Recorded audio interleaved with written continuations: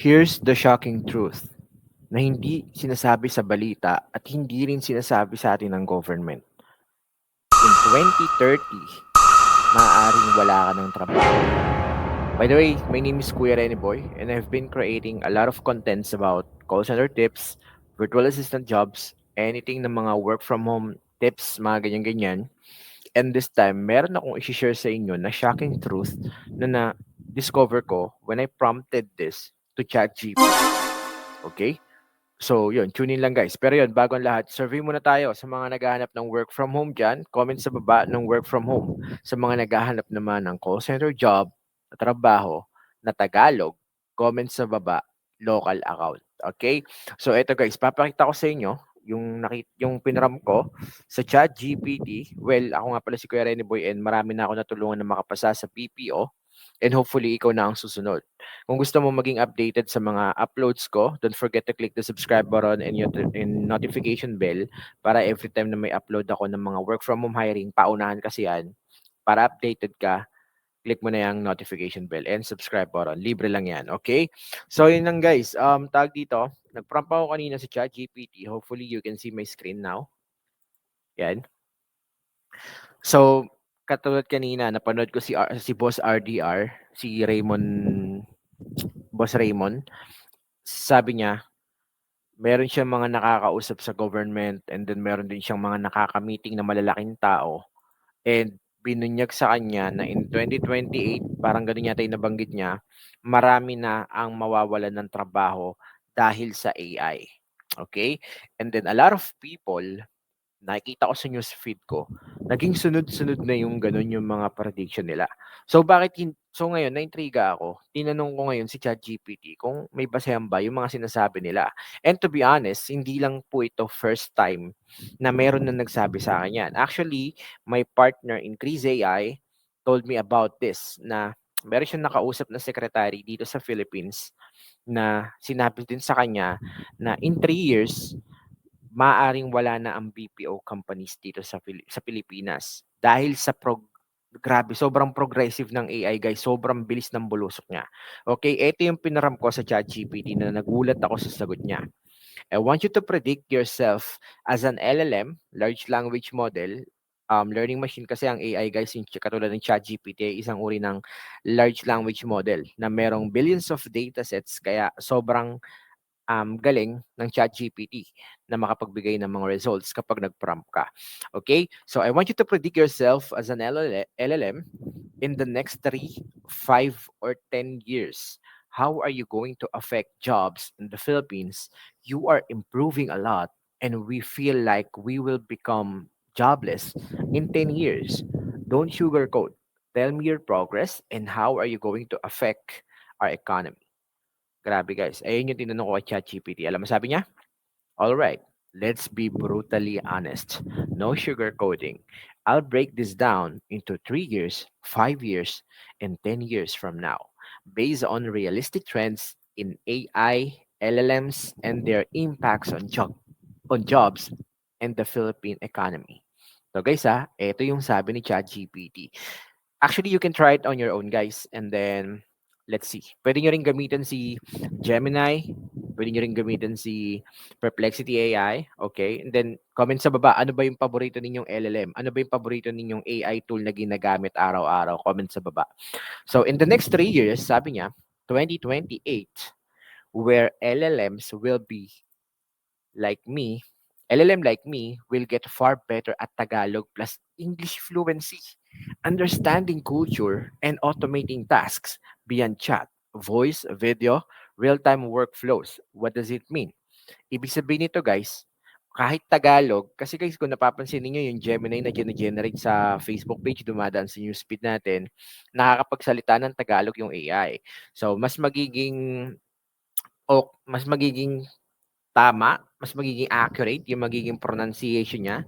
And then to the point na kaya niya na rin mag-assist ng mga customers via phone or via voice, video, tsaka real-time workflows. Okay? Kapag mga chat, ganyan, kayang-kaya niya na makipag-conversate sa mga customers na Pinoy. Okay? And then AI will begin handling routine clerical tasks, basic content creation, customer support and data entry. Actually, yung content creation, talagang totoo to guys. Kasi AI din po yung ginagamit ngayon ni Kuya Renny Boy sa pag-generate ng mga faceless YouTube contents ko. Okay? And then most call center or BPO companies will integrate AI into their operations as first line support. Humans will do escalations. So meron pa ring interaction or meron pa ring human.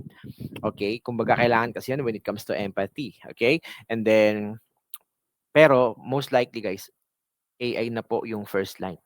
Okay? Kasi yung mga basic inquiries, yung mga basic na concern lang ng mga customers, yung iba nga dyan kahit hindi na nila kailangan tumawag sa call center eh. Kasi pwede na nilang itanong sa mga LLMs katulad ng Claude, ChatGPT, Grok, Gemini, Perplexity. Those are the LLMs na kadalasang ginagamit. Kahit DeepSeek, ginagamit din po ng mga ngayon yan. Okay?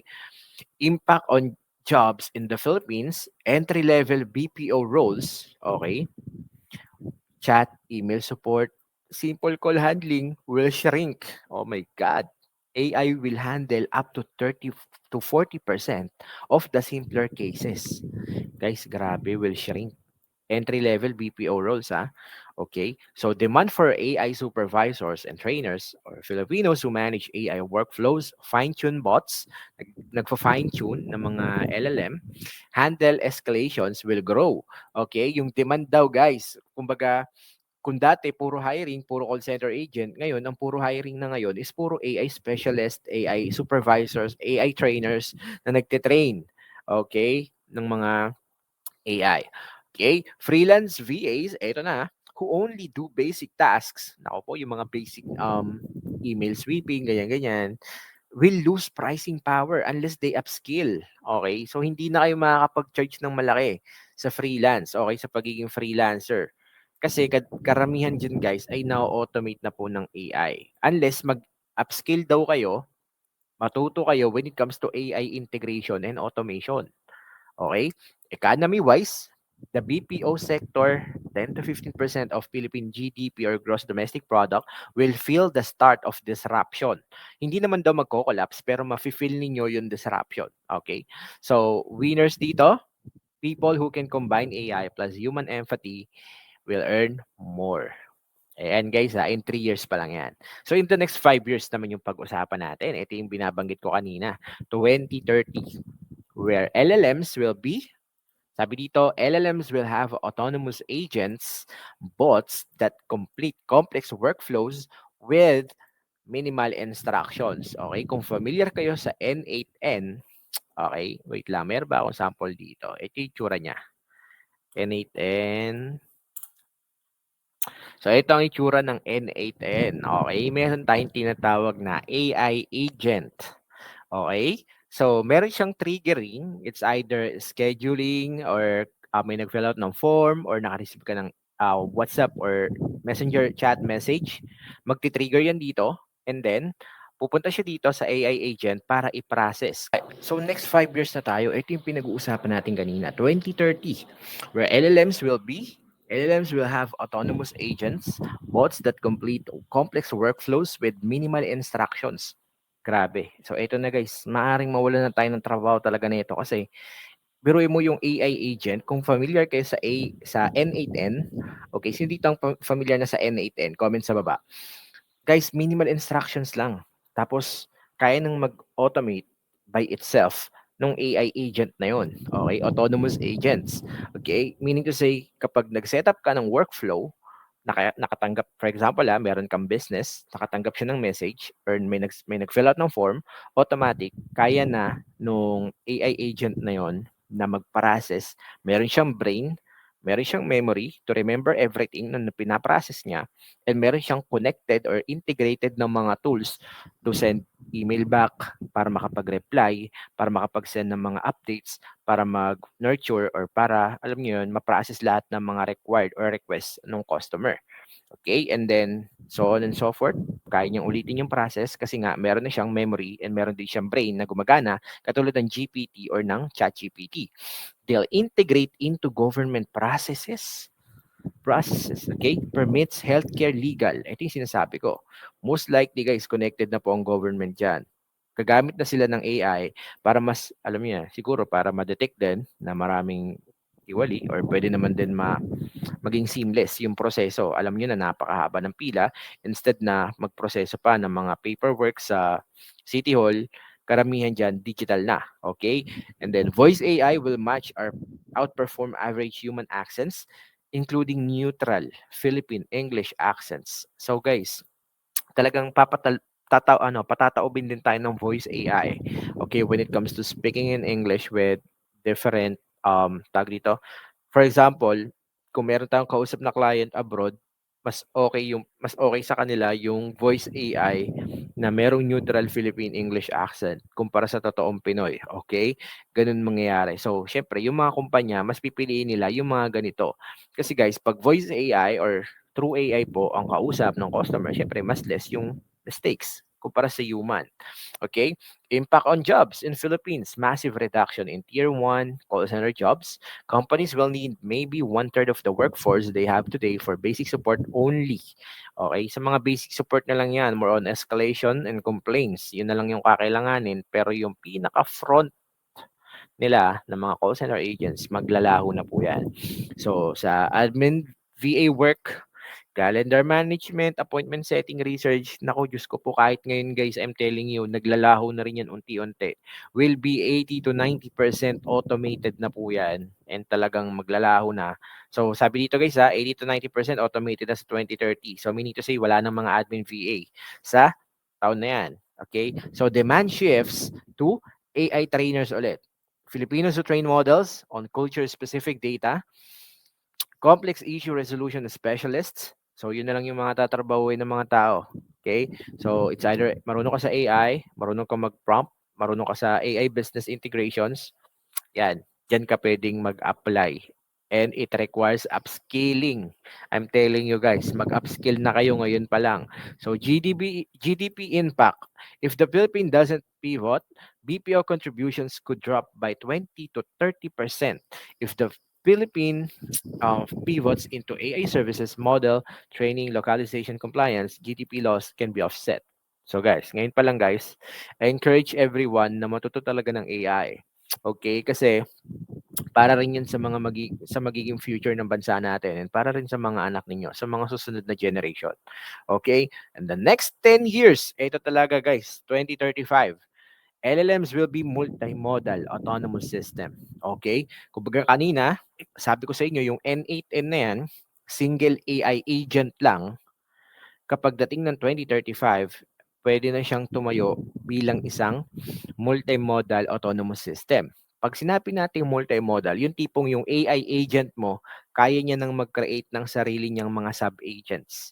Kumbaga, siya yung pinakaulo, siya yung CEO, kaya niya na rin mag-generate ng iba't ibang department na merong finance department, merong ano pa ba? Iba't ibang uri ng department. And then may mga agents siya na nag-handle ng iba't ibang task, nag-handle ng iba't ibang workflows and nakakapag-generate and then nakakapag-reasoning and at the same time nakakapag-produce ng 100% accuracy na trabaho na hindi nakakailanganin ng tao.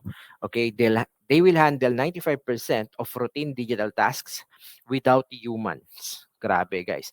They'll do end-to-end customer journeys, answer, diagnose, sell, upsell, support, even produce media content. Impact on jobs in the Philippines?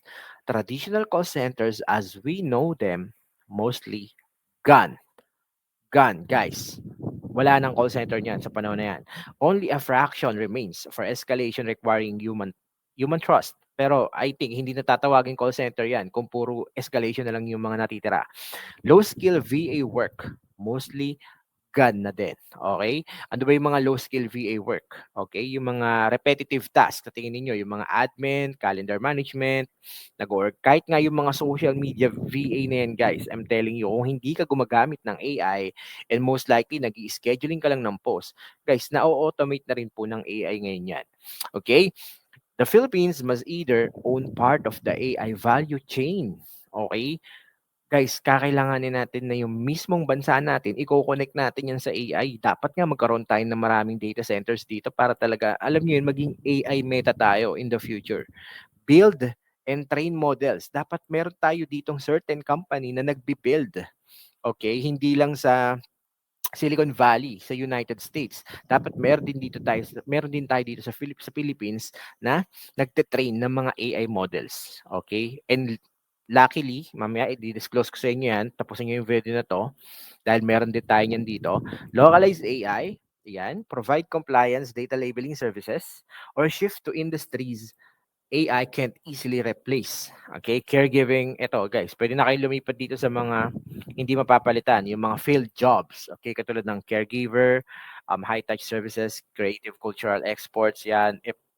If not, what happens, millions of Filipinos in BPO or VAs risk unemployment. If the pivot happens, the Philippines can become a hub for AI operations, model training, AI ethics, and AI-enabled services, potentially bigger than BPO industry now. Guys, I'm telling you, malaki ang potential na maging AI hub ang Pilipinas. Okay?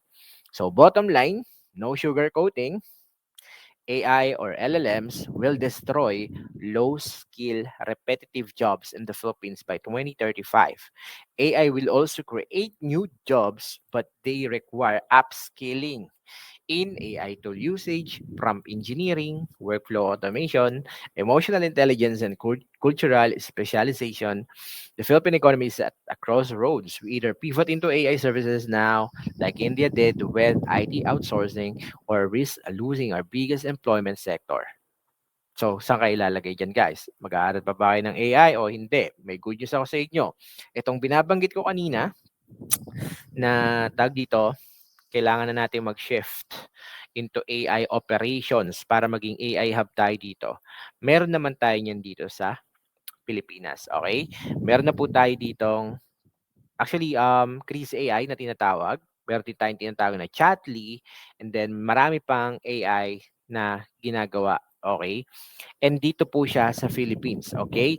So, hopefully guys, magkaroon na tayo dito ng data center. I-update ko kayo sa mga susunod na video kung kailan yan. Meron na tayo guys, sino nakaraan pinuntaan ni President Bongbong Marcos. Maganda na nagfo-focus din siya sa mga ganyan kasi napaka-importante po ng mga data center na yan. Kasi in order for you to run an AI operations, kailangan meron pong data center. It's either co-located or tawag dito, part siya ng mismong gagawin mong office.